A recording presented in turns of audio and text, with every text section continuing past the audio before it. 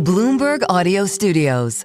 Podcasts, radio, news. To bring you down to earth a little bit, you could argue that the success of Singapore has been based around two things: being a bastion of free trade and also being somewhere between East and West. Yeah.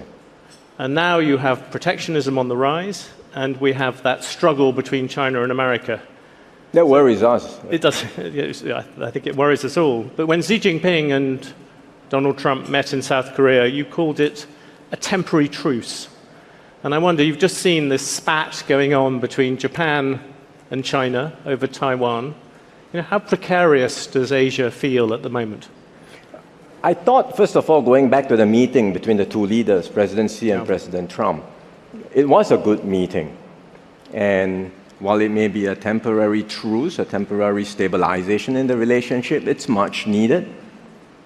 And it will provide guardrails for the two powers to engage one another. It will open up channels of communication. It's not just once off, because the two leaders will meet probably 4 times next year, because President Trump has said he would visit China, President Xi will probably visit back, and then there's APEC in Shenzhen and G20 in Miami. So many opportunities for engagement, and it's much needed for stability. The intense competition and rivalry will continue, I'm sure. The mutual suspicion and distrust remains, but the guardrails will ensure that the rivalry does not slide into a full decoupling or worse, confrontation and conflict. So on that, I'm slightly hopeful after seeing the rapport, the engagement that the two of them had, at least in the near term. Do you think China won that particular round? It seemed that America gave way on most things. I'm not here to referee whether one side won or another. Yeah. All I want is the both to coexist and engage constructively.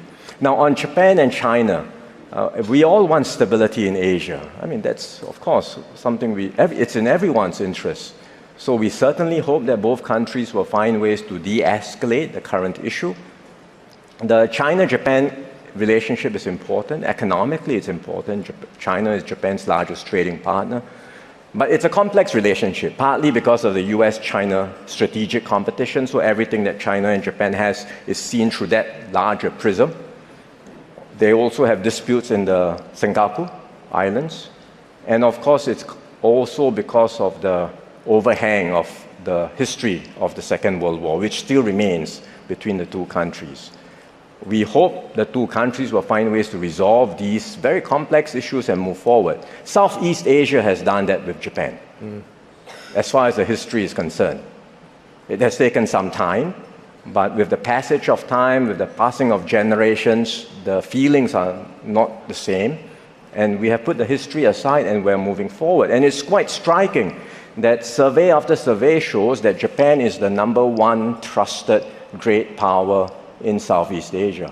And so Singapore and all the Southeast Asian countries support Japan playing a bigger role in our region, including on the security front, because we think that provides for some stability in the region.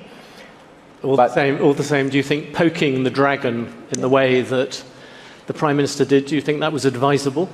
Well, I'm not her advisor.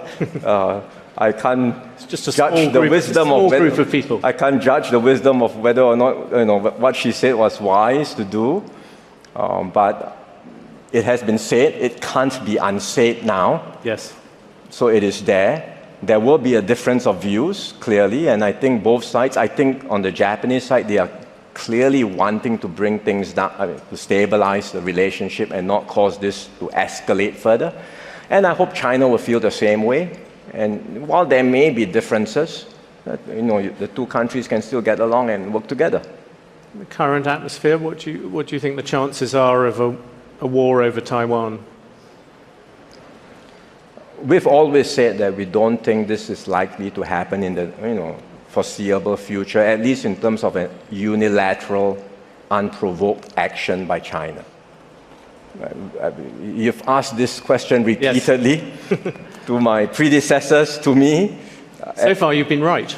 And our views remain the same. It is an important issue for China, Taiwan. It is the reddest of red lines. But I don't see, and we don't see it happening unless something happens that really crosses China's red lines in terms of, for example, a unilateral move by Taiwan to declare independence, because then it becomes two Chinas, not one China. I think America's policy here also is very critical, and America has always been consistent and very careful with its policy that there should not be any unilateral change to the status quo.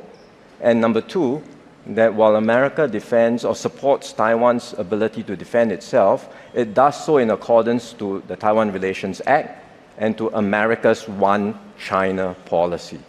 It's a very carefully crafted statement, and up to now, across different administrations, America has, broadly speaking, maintained a consistent approach with that policy. And if it does so, I think there will be a good chance of us maintaining peace and stability in the Taiwan Straits. You also talked about a post-American order, which sort of interested me because it implies that America's move towards isolationism and protectionism is not just Donald Trump, that even after he goes back to Mar-a-Lago or heaven, or what, maybe he doesn't know the difference, that America no longer will be a champion of globalization, no longer be a sort of partner that you can rely on in the same way as you did. Do you really think that America has gone? We hope not. When I said post-American order, I was referring to the forces that are driving us towards a more multipolar world. Yeah. So the unipolar moment where America was the leader that helped to guide, underwrite the global system, that moment I think is over. So the old rules do not no longer apply, but the new ones have not been written. But as we transit into this new multipolar world, it's not as though every pole remains the same. America is still the biggest, most powerful country, and still maintains, America's leadership remains vital. And we certainly hope that America will be actively engaged in the world. Maybe not now, maybe not with this administration, but there will be a time when America can take up its role, be actively engaged, constructive, and continue to have good relations with all its key partners. America's role is critical for stability and continued prosperity in the world, and the world needs America to behave like that. To look at from the outside, America's policy towards China seems somewhat schizophrenic. On the one hand, there is a very strong desire to keep China in check. On the other hand, most people would say you keep a country like China in check by bringing all the other allies, all the people in the region onto your side. And yet, as you pointed out, when tariffs happened, Trump has hit everyone with a variety of things which would not seem like ally-like behavior. I visit China regularly just to find out how things are developing. And all the actions that America takes vis-a-vis China has, in a way, only strengthened their resolve to work even harder, to move faster on technology self-sufficiency, and they are determined to grow. So one China commentator tells me there's nothing America can do to stop China. Only China can stop China. And when I heard that, it reminded me of something I heard a long time ago about the US too. There's, Abraham Lincoln once said, if destruction be our lot, let us, Americans, be the author and finisher of it. And so it strikes me that I think that was shortly before a civil war, but so it may be rather bad. But it strikes me that in this great rivalry, everyone is focused on what one country does to another. Yeah. But really, the fates of these two great powers will be determined by their own people at the end of the day. Americans decide Americans' future, Chinese people decide Chinese future. That's what it comes down to, and it's their actions, their agency that determines domestic reforms, that determines the direction that these countries will take. In terms of Singapore's position in that world, I suppose if I was to look at Southeast Asia, I must have been coming here for 3 decades or around that. When I first came, I think there was a general presumption that if things came to a head with China, most of Southeast Asia would probably stick with the West. You look at what's happened over the past year, that's become Southeast Asia, including Singapore, has become home to many more Chinese companies. As I said, Donald Trump hit the allies with tariffs. Joe Biden wasn't that kind to you either. Your first visit as Prime Minister was to Beijing, outside ASEAN, was to Beijing, not Washington. I mean, is America losing this region? Yeah. We've put a request to visit Washington, yes, waiting for the dates. but I wouldn't read too much into these sorts of things. But that's indicative, isn't it? You would imagine an American president would want to see one of his main allies. But where I go, what countries I visit, and I also wouldn't say that in the past it's very clear-cut that countries would side with one side, the West, and now would side with China, and things have flipped. I think that's too simplistic a portrayal. There is no doubt America's actions over this recent period has impacted America's standing in Southeast Asia. All the surveys would suggest that, and it's very clear-cut. But I think there's still tremendous goodwill and desire for ASEAN countries to engage the US. President Trump came for the ASEAN summit meeting. He presided over the peace accord between Cambodia and Thailand. And then he sat down for a meeting with all the ASEAN leaders, patiently listening to each one, engaging and listening to each one. And at the end of all the interventions said that America and him personally is committed to ASEAN. I think that's well received by ASEAN. In the previous administration, Gina is here, Secretary Raimondo. We worked on the IPEF, Indo-Pacific Economic Framework, under the Biden administration. And many Southeast Asian countries welcome that because America is still the largest investor in this part of the world in terms of FDI. And all the countries look forward to having more linkages with America, more engagement with America, more investments from the US. So, yes, America's standing has taken a hit, there's no doubt. But we hope America can recover from this, and we would like to see America recovering from this. Just on that, you've spent quite a lot of time, though, talking about a multipolar world, and one where you've tried to, I suppose, bring together what may be described as a coalition of the willing, of kind of free trading countries that would deepen ties and that would sort of get on with the business of globalization whilst America and China go about building walls of different sorts. But that particular way, what can you do with that in practice? You've accumulated a group of countries. What can you actually do? It's the sort of, is it just about having slightly better documentation and things? What is the end of that? Let me put it this way. The stable multilateral framework that we were all familiar with is unraveling. That framework was optimized for trade efficiency. In today's world, countries are more concerned about security and resilience. So countries everywhere are prepared to accept some inefficiency, higher cost in return for higher security and resilience. But this is now being done unilaterally, country by country taking its own actions. And that's just not sustainable. In the worst case, you will end up with something like what happened after the Smoot-Hawley tariffs in the 1930s. Someone does something, another one retaliates. There will be a dynamic where it's just escalating. And before too long, we will end up with devastating consequences. On the other hand, we know that the WTO, which was meant to solve these problems, isn't working. We would like to see a new framework in place.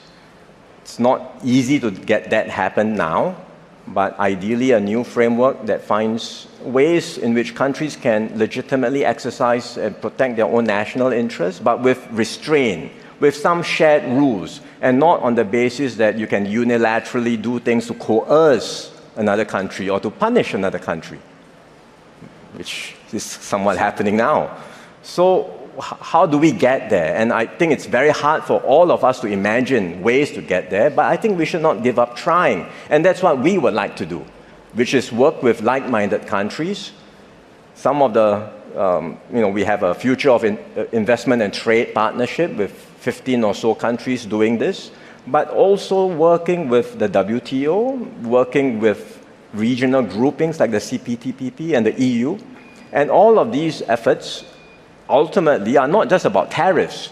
They are about setting new norms, new rules of the road that would allow us to facilitate trade and investments and find some way to ensure supply chains remain resilient and secure. And in a way, we are laying the foundations for a new multilateral framework that may come later on. I looked and saw the Future of Investment Trade Partnership, FITP, as it's known, and the members include is Brunei, Costa Rica, Chile, Iceland, Liechtenstein, Morocco, New Zealand, Norway, Panama, Rwanda, Singapore, Switzerland, the UAE, and Uruguay, which is a fantastic kind of World Cup group to be in. But it doesn't feel like the beginnings of a big trade bloc. I know, but don't sweat the small stuff. You know how the TPP started and the CPTPP started? P4. Very small countries, 4 tiny economies came together in the P4. That became the TPP, and when America decided not to continue, we had the CPTPP. So great things can start from small places, including Singapore. What about something you've already?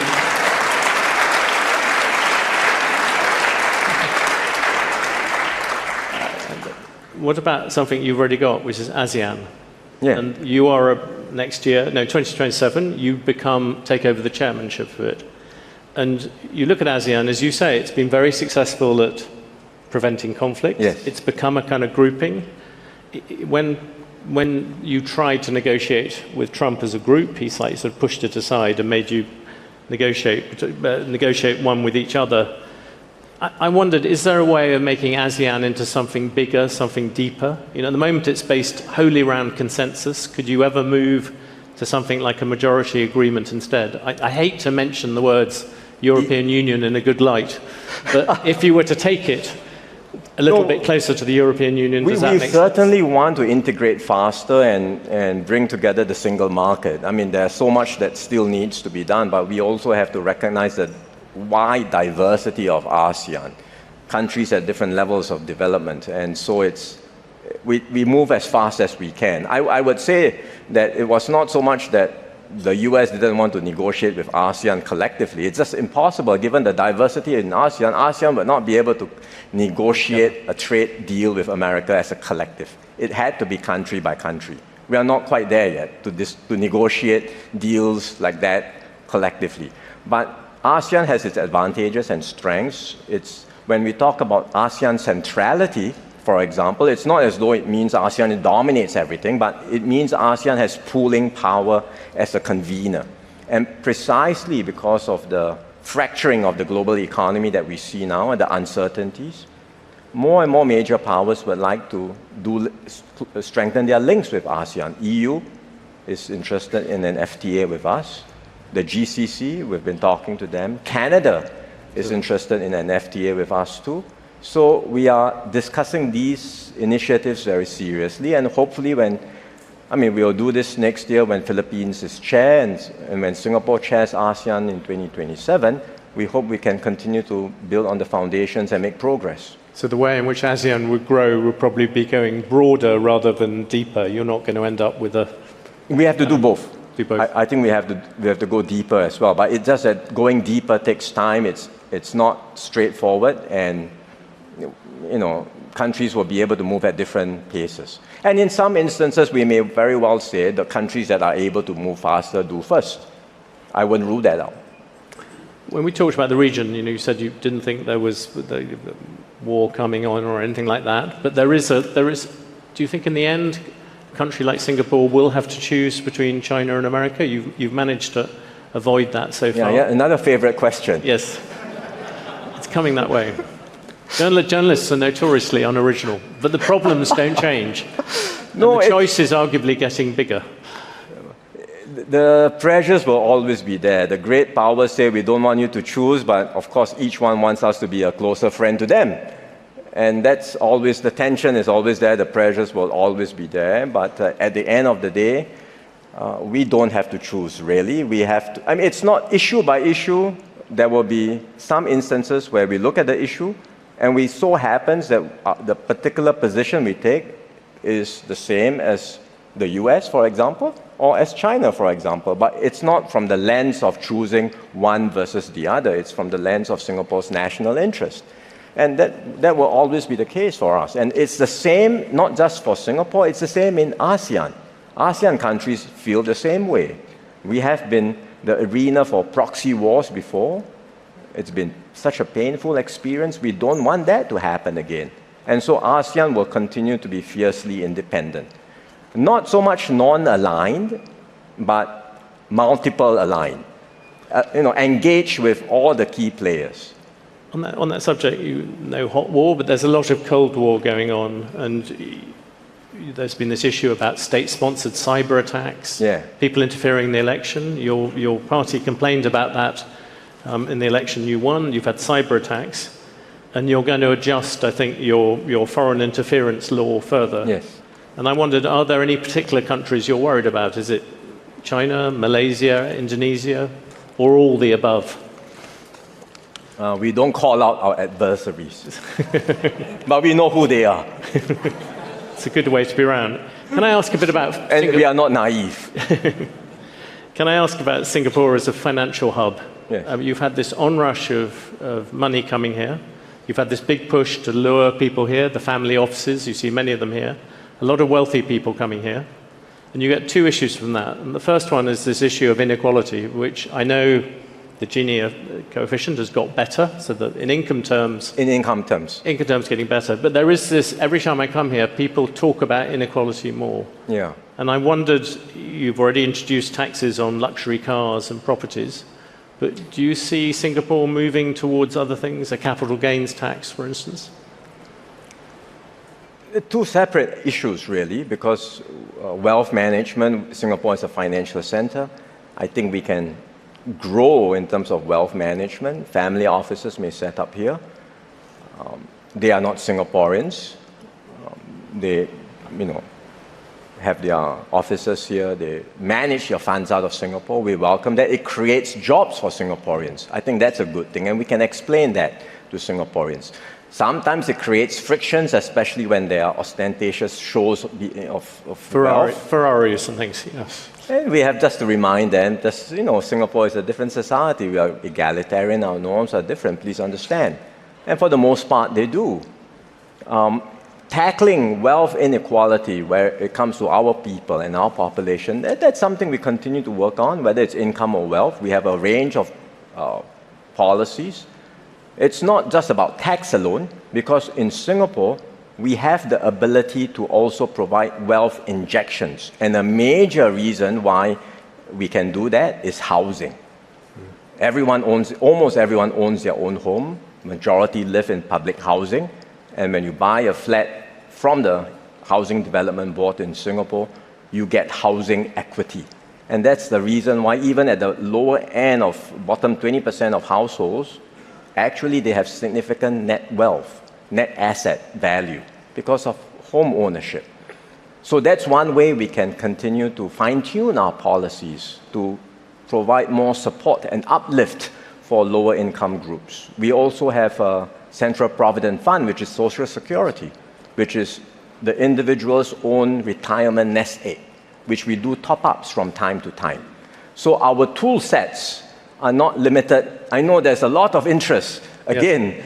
Bloomberg's favorite question for me. Capital gains tax, wealth tax. A lot of questions about tax, but our toolkits are not limited to tax alone. We also have wealth transfers. I'll take that as a maybe. Just the other issue about a lot of wealthy people coming here is that not all of them have been virtuous, if I can put it that way. You had the money laundering. Yeah, we've got illicit flows. Yes, and you had the accusations about from the US about one of the heads of the main Asian crime families being here. You've dealt with these things, but there is, and one of your ministers had a very nice Chinese saying, when we open the windows, some flies may also enter. And sometimes we get more than flies. Yes, but how many flies can Singapore tolerate, and do you need a bigger fly swatter?